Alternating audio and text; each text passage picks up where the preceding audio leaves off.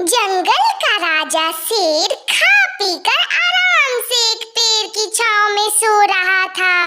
तभी कहां से एक नटखट चूहा वहां आ पहुंचा और खेलने लगा। खेलते खेलते वह शेर के ऊपर चढ़ गया।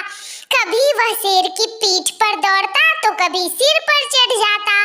कभी वह उसके कान पर झूलता तो कभी पूंछ से खेलता। उसे बड़ा मजा आ रहा था और उसकी उछल कूद बढ़ती जा रही थी। नटखट चूहे की धमा चौकड़ी से शेर की नींद टूट गई। आंख खोलकर उसने देखा कि एक छोटा सा चूहा उसके ऊपर खेल रहा है।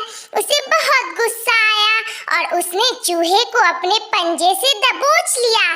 शेर के पंजे में आते ही चूहा डर गया और थर-थर कांपने लगा। शेर बोला, बदमाश चूहे, तेरी इतनी हिम्मत कि तू जंगल के राजा शेर की नींद में खलल डाल ले।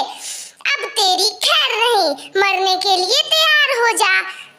अब मैं तुझे मारकर खा जाऊंगा। मौत सामने देख चूहा गिड़गिड़ाने लगा। वनराज, मुझे क्षमा कर दे, मुझसे बहुत बड़ी भूल हो गई। मुझ जैसे छोटे से प्राणी को खाकर आपको क्या मिलेगा?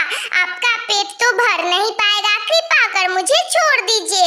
अवसर आने पर मैं अवश्य आपके काम आऊंगा। चूहे की बात सुनकर शेर हंसने लगा और बोला, मैं जंगल का राजा हूँ, मुझसे बलशाली इस पूरे जंगल में कोई नहीं।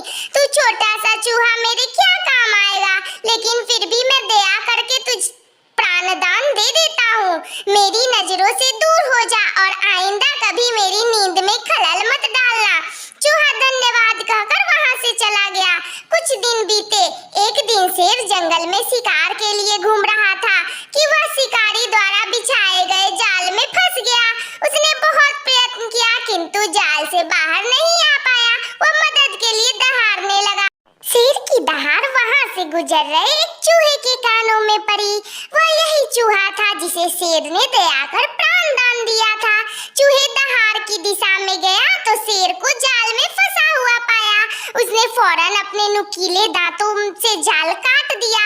शेर आजाद हो गया। उसने चूहे को धन्यवाद दिया तो चूहा बोला, वनराज, आप शायद मुझे भूल गए हैं। मैं वही चूहा हूँ जिसे आपने प्राणदान दिया था। मैंने आपको कहा था कि किसी दिन मैं अवश्य आपके काम आऊंगा। देखिए, आज मैं आपके काम आ ही गया। शेर के वह दिन याद आ गया और उस दिन की अपनी सोच पर बहुत पछतावा हुआ कि जिस चूहे को उसने तुच्छ समझा था, उसी की सहायता से वह शिकारी से बच पाया है। सीख, बाहरी स्वरूप देखकर किसी की योग्यता का आकलन नहीं करना चाहिए। उपकार कभी व्यर्थ नहीं जाता। किसी न किसी रूप में उसका फल अवश्य प्राप्त होता है। Thank you. फिर मिलेंगे अगली वीडियो के साथ। तब तक के लिए अपना ख्याल रखना और हमेशा मुस्कुराते रहना। कभी अपने लिए तो कभी अपनों के लिए। Bye bye.